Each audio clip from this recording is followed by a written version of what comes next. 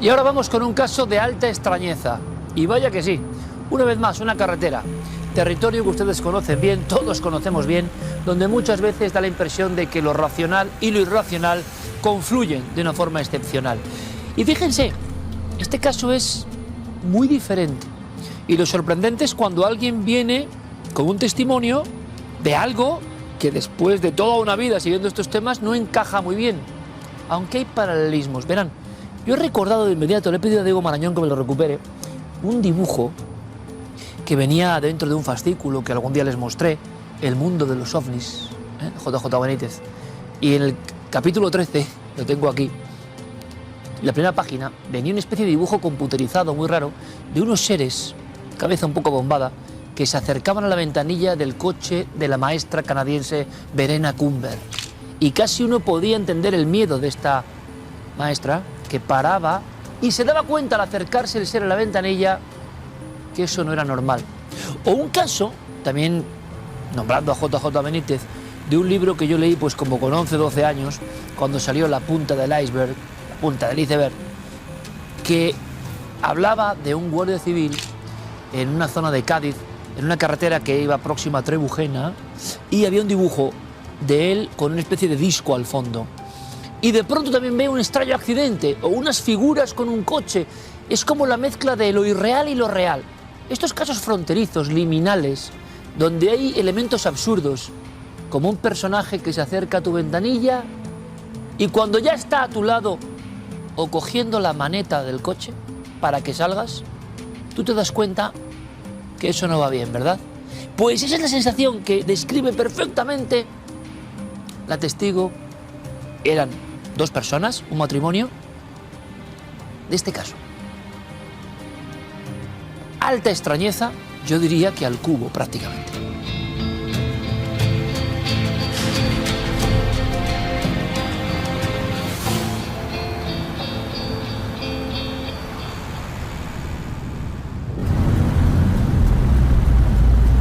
Era el año 1987, en el mes de agosto habíamos decidido ir al pueblo de mis suegros, que tenían una pequeña casita en Teruel, la Sierra del Baracín, pueblecito llamado Guadalaviar. Íbamos por una carretera comarcal, ya metidos en la sierra, y bueno, todo comenzó porque llevábamos el cassette puesto, el cassette de música. El cassette de repente se paró solo, y se conectó la radio sola, sin que nadie la tocásemos, y empezó a buscar sonidos. Evidentemente no cogía ninguna emisora, la emisora se secaba muchísimo y como molestaba mucho el sonido decidimos pararla. Habían transcurrido 2 o 3 minutos, yo llevaba la ventanilla abierta por el cielo de Albarracín, porque tiene unas estrellas muy bonitas, muy brillantes, y vi pasar una estrella fugaz, preciosa. Lo comenté con mi marido, le dije, pide un deseo, fíjate una estrella qué bonita que es. De repente yo me acuerdo perfectamente, y no se me olvidará en la vida, que esta misma estrella que había pasado por delante de nosotros, como casi todas las estrellas fugaces, lo hizo a la inversa, hizo movimiento a la inversa, y yo me quedé mirando atónita, ¿no? Porque esto no es normal. De repente vi que esa misma estrella empezó a hacer dibujos en el cielo, haciendo eses, haciendo unos dibujos, y se puso delante de nosotros. Miré corriendo a mi marido para alertarlo, él se había dado cuenta. En ese momento ya estábamos los dos muy nerviosos y la luz empezó a bajar, esa luz que no tenía sonido, no había luces de colores, no había sonido, era una luz fuertísima, era como un foco enorme de un campo de fútbol, o sea, iluminaba toda la arboleda, iluminaba la carretera, iluminaba el coche. Se veía perfectamente como si hubieran conectado focos delante de nosotros, pero lo que nos llamaba la atención era el movimiento que llevaba, el movimiento de hacia adelante, hacia detrás, a la izquierda, a la derecha. Hubo un momento que la carretera giraba a nuestra derecha y pensábamos que ahí lo íbamos a perder.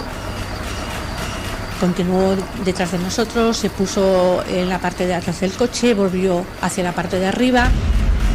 Nosotros estábamos en shock, lo estábamos pasando muy mal, francamente mal. No había nadie en la carretera para que nos socorriera, no había nada.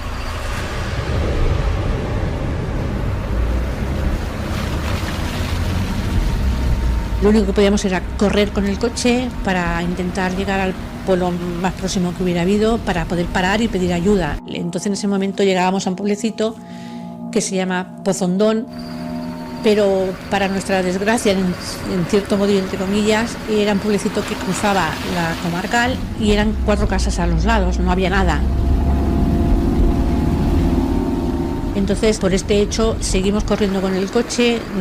Yo le decía a mi marido que corriera más, el coche iba a todo lo que el coche podía dar sobre esa carretera, ¿no?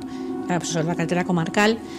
Y seguidamente, no habían transcurrido 3-4 minutos, nos apareció, entre comillas, una persona delante del coche, delante del morro del coche, una persona muy alta, súper alta, una persona muy alta, muy delgada, que nos hacía con las manos señas para que paráramos el coche.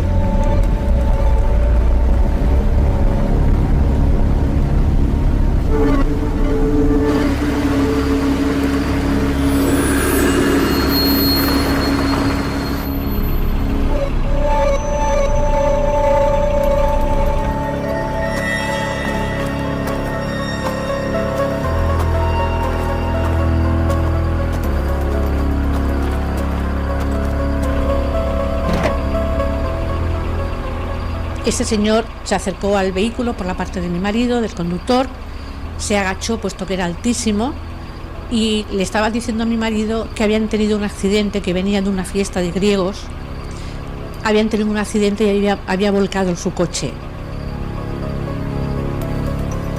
Me dio miedo porque el rostro de esta persona era un rostro sin facciones, era un rostro liso, un rostro con los ojos muy abiertos, muy negros, muy abiertos, y no tenía facciones en la cara, no tenía sentimientos de nada en la cara, tenía la cara completamente lisa y le brillaba muchísimo, como si tuviera puesto encima una máscara o algo encima que le hacía que la cara le brillase.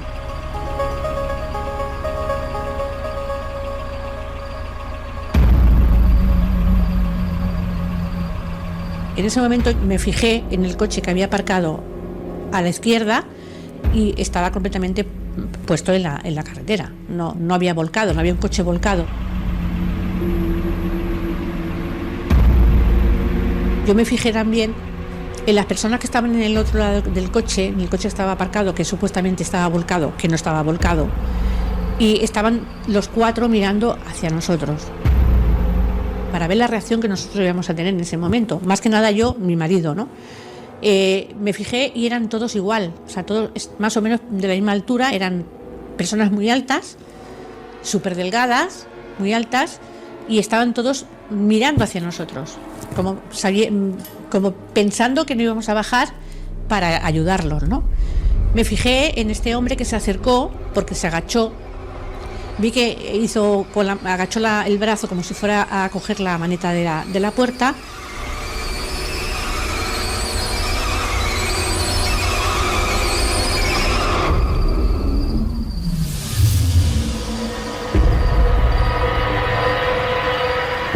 En ese momento él puso el coche en marcha y yo en décimas de segundo me giré hacia atrás para saber lo que iban a hacer estas personas que habían tenido este accidente, ¿no? Y al girarme me di cuenta de que no había nadie, o sea, no habían coches, no había ningún coche, no había gente, no había nada. Lo único que había era la oscuridad de la carretera y los árboles. No había nadie, no había habido ningún accidente.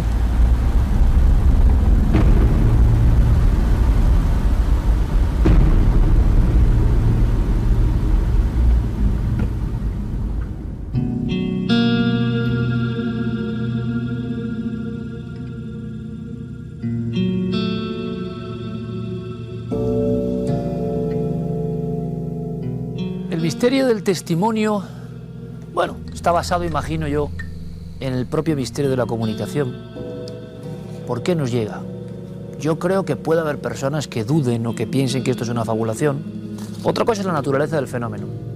Pero creer que esta persona nos está mintiendo, madre mía, cuántos códigos al escuchar su relato. Como les dije antes, estábamos ante una lección auténtica, sea cual sea el misterio de fondo, de lo que vive una persona, en este caso una pareja, en un estadio de posible persecución del misterio. Y luego la pura alta extrañeza. Muchas veces me pregunto cómo es posible que, llevando yo toda la vida en el tema del misterio, haya de pronto un caso que me tira la baraja mental porque yo no había oído antes exactamente algo así. Hoy en día, con tantos estímulos, con tantas fuentes imaginativas, generar algo que no se ha contado antes no es nada fácil. Y esa es parte, evidentemente, de la historia del enigma profundo de este tipo de sucesos. En una carretera comarcal, en la mágica Sierra de Albarracín. Y vean qué vivencia. Claro, Pablo Vergel, alta extrañeza, española, desconocida hasta hoy, pura y dura. Altísima extrañeza. Y un claro ejemplo de que hoy podemos ver que hay casos que van más allá de la hipótesis extraterrestre, ¿no? Aquí tenemos un caso claro donde podemos ver una serie de claves, unas luces en el cielo que luego desembocan en una situación, como bien decimos, de alta extrañeza, pero que luego es rematada por una aparición aparentemente cotidiana de una persona que pide auxilio, pero al mismo tiempo hay una serie de claves que nos van dando a entender que estamos ante algo más, ¿no? Ante una situación anómala. La alta extrañeza, perdóname, Pablo, sobre todo tiene como una especie de procesos, va un increciendo. Da todo más miedo, mi opinión sincera, ahora no es que dice el maestro, mi opinión sincera, da todo más miedo porque una inocente estrella fugaz, ¿cuántas veces, no? Una estrella que cae. Y después empieza a desarrollarse una especie también de teatro que no entendemos.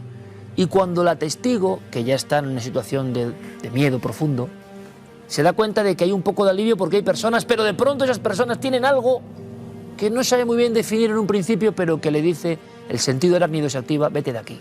Es que es...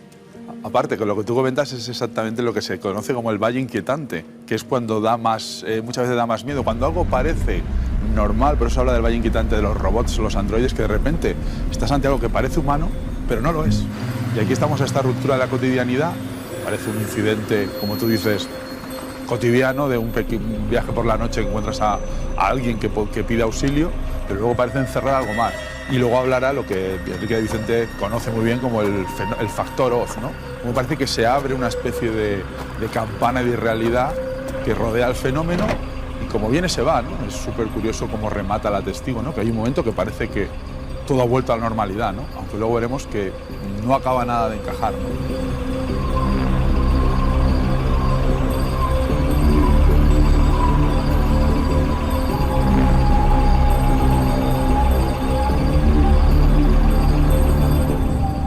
Maestro, buenas noches.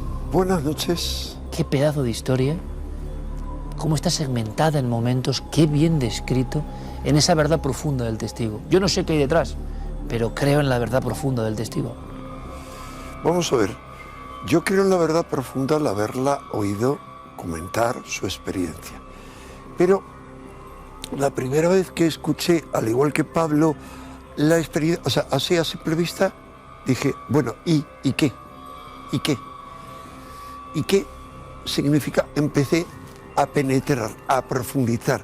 Primero zambullirme yo en la historia y tras lo que creí descubrir, contacté a la testigo por WhatsApp, es decir, no en conversación telefónica con ella, a plantearle una sucesión de preguntas cuyas respuestas ha escuchado Pablo, no en su totalidad, pero fue mucho, para sondear ¿qué podría haber detrás? ¿Por qué primero, maestro? ¿Por qué ante un caso tan raro, tan bien descrito, con diferentes fases, decimos, tú sospechas que no tiene que acabarse ahí o no tiene que empezar ahí, que hay algo más? ¿Por qué? Porque es muy simple, porque lo normal en los casos en los que yo procuro profundizar es que hubiera más. O sea, el caso, recuerdas que hablábamos de la premonición.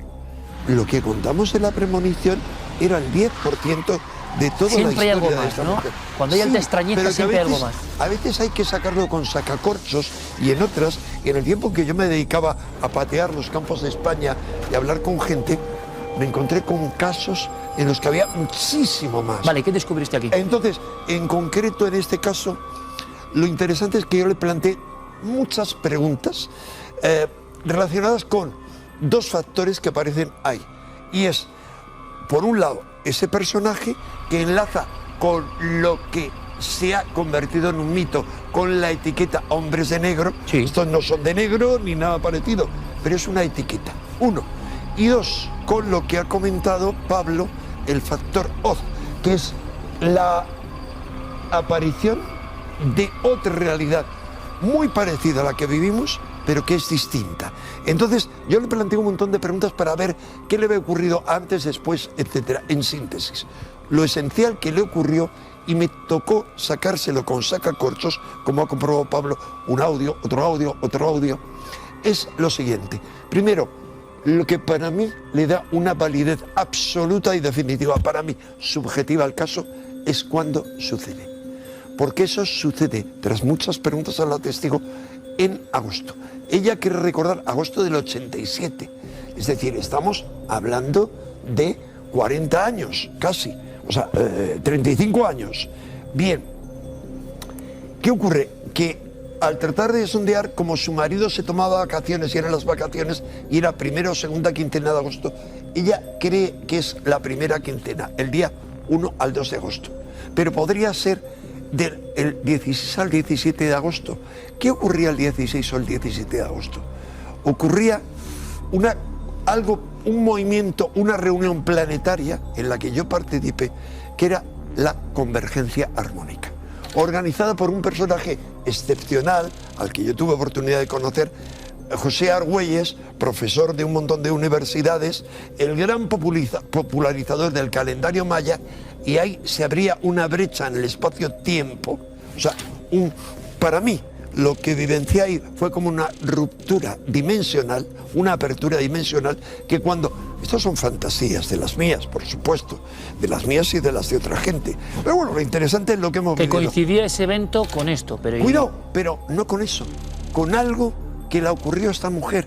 Y es que esta mujer, antes de eso, en su casa, que vivía en un bloque enorme y con muchos vecinos, digamos en todo ese conjunto de bloques, y ahí a las 4 de la mañana, mientras el marido trabajaba, porque trabajaba de noche, de repente empieza a oír una vibración como de un motor que empieza a ir en aumento. Tú has oído la conversación y puedes continuar explicando. Un sonido de motor dentro de la habitación. Sí, bueno, yo lo primero que le pregunté a Enrique y a Clara, cuando este caso, por un poco analogías de casos similares estudiados por John Keel, él lo conecta siempre a un fenómeno más amplio, el tema de la ufología. Y es previo. Y él siempre hay que buscar si han pasado antes cosas o después cosas. Yo le dije, ¿hay precuelas o secuelas? Y me ha dicho, escucha, y hemos estado escuchando una serie de audios donde la testigo nos va relatando cómo por las noches empieza a escuchar una especie de zumbido increscendo que le saca le despierta. Ella incluso abre la persiana de golpe porque piensa que hay una obra o que se ha producido algún tipo de evento que está generando un gran ruido. Un dejam, diríamos, sí, ¿no? Es un dejam, pero ella decía que nada sutil, era una cosa que ya empezaba a notar una vibración, ¿no? Y entonces, noche tras noche, ella se da cuenta de que poco a poco eso remitía y no era capaz de encontrar la fuente, era un sonido que escuchaba ella sola, ¿no? Luego, poco a poco, se va a dormir en casa de sus suegros, le acompaña a su familia y su marido también lo escucha. Su marido que también será... El fin de semana cuando descansa. Que también será testigo de esto, ¿no? Vale, entonces, ¿y qué puede significar esto? Bueno, esto... ¿Que hay como un toque o que hay una apertura de percepción de esos testigos? Enrique y yo hemos estado hablando de hipótesis, pues podemos hablar de una zona ventana, y estamos hablando de un momento global, por las razones que le ha comentado, donde hubo una especie de... el velo de Isis que separa las dimensiones o las realidades se hace más fino y hay una serie de personas que durante esa fecha experimentaron algún tipo de cruce con otros planos, ¿no? Eso sería una zona... Pero ese suceso del ruido en casa previo, ¿ella lo relacionaba con el caso o es ahora cuando cree que tiene que ver? No, sí.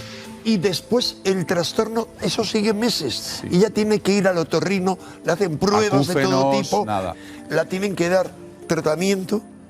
Y tal como empezó, se para. Pero lo importante es que eso lo hemos vivido mucha otra gente. O sea, yo he hablado con muchos testigos que pasaban esas alucinaciones auditivas, entre comillas. Esa alucinación sí, pero esa alucinación que cuando ocurre en un determinado momento es compartida por gente. Luego yo te contaría en privado, por el vecino que no está al tanto y dice, oye, ¿qué motor tienes en tu casa por las noches? Que no puedo dormir.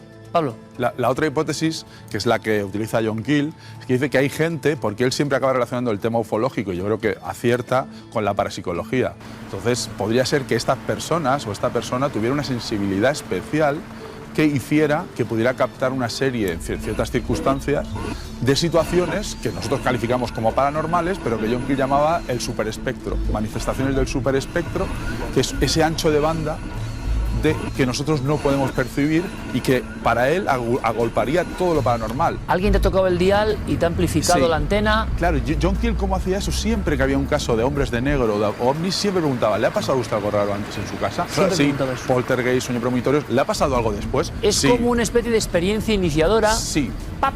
Que abre la conciencia. Bien. Y el propio suceso, una estrella inocente, dibujos en el cielo.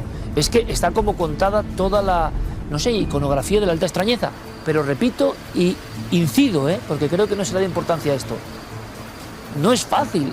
La mente tiene unas celdillas, hay ciertas posibilidades.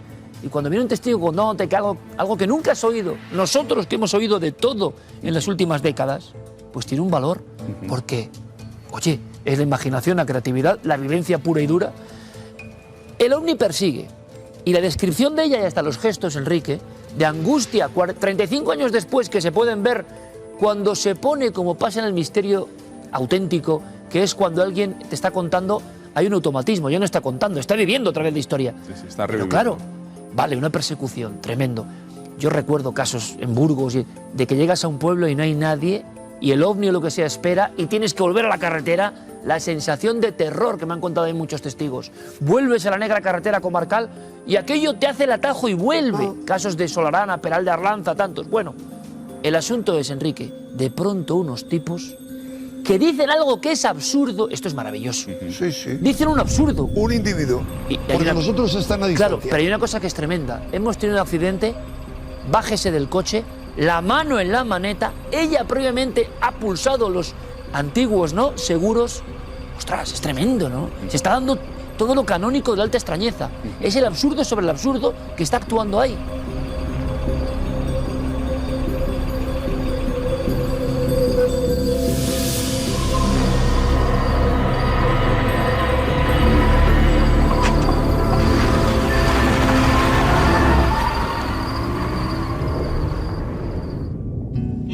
Es que me parece un caso digno de una película.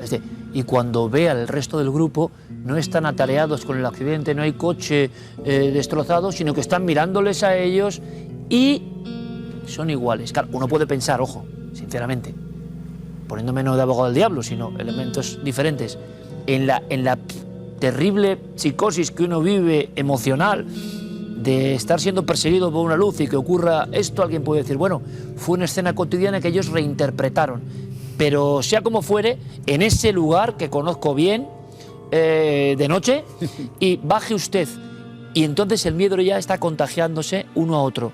Es traumático, es decir, hemos visto experiencias que no... Aquí, por el testimonio, hay una tensión emocional fuerte, Enrique, y eso se mantiene durante el tiempo, ¿o qué pasa? Yo creo que sí. Vamos a ver. ¿Cuál es el problema con este tipo de casos en los que yo me he encontrado? He contactado con los testigos, en algunos he profundizado. Siempre suele haber más. Ahora, es muy difícil, aún que yo le haya hecho muchas preguntas, y lo único que me ha dicho, no, déjà vu no. Por ejemplo, ¿por qué? Porque es importante, porque hay casos de el factor Oz donde aparecen déjà vus. Es más, en los mal llamados hombres de negro, sí hay otra serie de cosas, no. En principio, hay cosas... ¿Por qué mal llamados hombres de negro, Enrique? Vamos a ver, mal llamados porque eso es un mito que comienza, es una pena que no tengo aquí el libro clásico de Albert Bender, un aficionado, vamos a decir, investigador, por llamarlo de alguna manera, como hobby. En 1953 creó una organización ufológica como esa que creaste tú de niño, ¿te acuerdas? ¿No? Que le ponías el sello. Yo creé otra también con dos amiguetes, uno de mi trabajo cuando yo empecé a trabajar a los 17 años y con un amiguete suyo. Y yo con eso me relacionaba con otro grupo. Bien, pues yo creo que en una historieta así. Ahora, 1953, y él crea esa organización y hacen como un boletín y tienen contactos con gente de Nueva Zelanda, de otros sitios, y de repente dice en el último editorial, cierro la organización por factores X, por una amenaza y tal, la cierra. ¿Qué ocurre? Que uno de los colegas que estaba con el otro chaval de esa organización, Gray Barker, Clásico Gray Barker. luego aparece, pero el clásico... Un trickster de que verdad. Era un jovencito, trickster. y luego escribe un libro en el año 57 que se llama Ellos sabían demasiado, contando toda una historia Qué gran titular, ¿eh? hasta que ya en 1963 Alvin Bender se decide a dar su versión de la historia en un libro que se titula Los tres, los platillos volantes y los tres hombres de negro. La idea es gente que viene a amedrentar a los testigos ovni a priori para buscar lo que nos ha quedado, Enrique, es agentes incluso gubernamentales o vaya a saber qué, muy atentos al tema ovni, y que van a los testigos, se presentan en su casa, le piden las pruebas o les amedrentan. Es el mito popular, ¿no? Y aparecen de repente en casos súper clásicos como el Mothman. Las profecías del Mothman, que es un título editado por un editor pirado español en español, un tal Pablo Vergel. Sí. Es el que se decide a editarlo. Entonces, este libro, cuyo título tanto le horrorizaba a John Keel, que él proponía otra cosa, ¿qué ocurre? Cuando el Mothman, que uno sabe la película y tal, ahí aparecen también amedrentando. Ahora, siempre no se sabe nada. Si quiere luego hablamos de si eran agentes gubernamentales y cuándo han intervenido en España y en Madrid. Sí, claro, es que de hombres de negro se habla mucho, pero estos de este caso... en Madrid, ¿eh? ¿Qué serían? Sí, el cliché de la cultura popular siempre, y más después de Hollywood, siempre ha llevado a esta idea de los hombres de negro como la agencia gubernamental. Pero en las profecías del Mothman y en otros libros se ha documentado como que estos personajes tienen comportamientos abiertamente bizarros y absurdos. Pueden llegar a pedirte información para una herencia. Sí. Luego muchas veces hacen un comportamiento completamente contradictorio, que es, parece que quieren, usted no tiene que hablar de los ovnis, pero te dan pistas, te indican casos y casi te proporcionan información para que tú hables de los ovnis. O sea, que son más bien evangelizadores del ovni. Y en muchos casos que he podido conocer, investigar, nunca supe si era una especie de sentimiento de persecución por parte de los testigos muy impresionados con lo vivido. Me acuerdo siempre de los soldados de Talavera Real, que tiempo después dicen, estamos en tal... Eso es brutal. Claro, y miramos por la ventana, tiempo después de un encuentro terrible que ustedes ya conocen, disparos en una base aérea con una supuesta figura, una noche de noviembre del 76, cuando se reincorporan a la vida y parece que todo queda atrás, usted opine, puede ser paranoia, efectivamente, o puede ser otra cosa. Detectan los testigos que hay personas, el hombre que lleva el butano, el que regentan, que están vigilándoles cuando ellos... Forma parte del mito y del miedo y de una convulsión, un shock mental, o había, ¿no? Pero eso, que estaba absolutamente integrado en nuestra sociedad ese mito. En otro caso muy importante de la ufología española, que vosotros conocéis bien, de Próspera Muñoz. Próspera Muñoz tiene un caso de niña y luego regentando un bar en San Juan, ella cuenta cómo unos humanoides van disfrazados con máscaras y sombreros y están como supervisándola y monitorizándola desde la lejanía, ¿no? Son comportamientos que tampoco uno acaba de explicarse. Y entra también muy bien, como John Keel también es un buen ejemplo de cómo la paranoia puede acabar apoderándose de uno, ¿no? Claro, estos personajes protagonistas al final del caso, ¿son seres humanos o son otra cosa? Bueno, yo creo que son humanoides bastante más comunes y frecuentes asociados al fenómeno ovni de lo que podemos llegar a pensar, ¿no? Por eso se habla de los hombres de negro, al final se amplía la categoría, porque hay muchísimos encuentros y eventos que lo que pasa es que muchas veces produce el sesgo ufológico, como que no encajan en la hipótesis extraterrestre y son apartados porque son tan bizarros. Entonces la valentía de sacarlos... No hay quien los catalogue. Claro, es decir, pero esta señora... Te pongo dos casos históricos extremos y ahí mételes donde quieras. Uno, los tres personajes extraños que se aparecen a Abraham en la Biblia y que le describen cómo va a cambiar su futuro y qué va a ocurrir con su descendencia. ¿Qué ocurrió con su descendencia? Su descendencia dio lugar a todas las monarquías que hay en Occidente, todas, cambió el mundo, o sea, salieron 12 tribus que se distribuyeron por toda la tierra, de una rama, de la otra rama el Islam. O sea, la figura venerada como padre del Islam. Te voy al otro extremo. Un personaje idéntico pero oscuro que se repite una y otra vez en todos los procesos de brujería. Delgado, frío, alto, que preside las reuniones de las brujas y antes de eso los festivales paganos. Idéntica descripción, un personaje negro una y otra vez. Dentro de ese espectro, sitúales donde quieras. Son personajes dentro de lo que habláis, la otreidad, es decir, la inmensa, imagínate, esto es nuestra realidad. La otra realidad es lo que hay ahí, es lo que hay ahí, es lo que hay Lo fuera. estaba contando ahora Enrique, Pablo, y estaba de fondo ese hombre de paja, ¿lo ves? Que en el fondo representa a esas deidades, en este caso noreuropeas, que irrumpen en nuestro mundo, abriendo el velo, apareciéndose y dejándonos un poco con un montón de preguntas. Pero desde luego, en una carretera cualquiera, en una provincia cualquiera, en una noche cualquiera o no cualquiera, surge esta especie de película real que, como decimos siempre, supera cualquier ficción y demuestra que el latido de la alta extrañeza prosigue y que, a pesar de todos los avances tecnológicos, de todo nuestro conocimiento sobre el mundo, pese a quien pese, seguirá habiendo personas que cualquier noche sigan teniendo estas experiencias. Muchos quieren ubicarlo dentro del cerebro todo esto, no sé. Opinen ustedes, quizá es que en ciertos momentos, con cierta sensibilidad, uno puede ver esa misteriosa otredad. Que en el fondo la palabra alta extrañeza, bueno, es dirigirse a eso, ¿no? Como siempre, don Pablo, mil gracias, amigo. Un saludo. Maestro. A tus órdenes. Gracias. El maestro, tú sabes que ramifica y cada cosa sería un programa. Rizoma. Hay que dosificarlo, hay que dosificarlo. Gracias, maestro, como siempre. Nosotros proseguimos y lo hacemos con muchas más cosas, queridos amigos, que ya están aquí.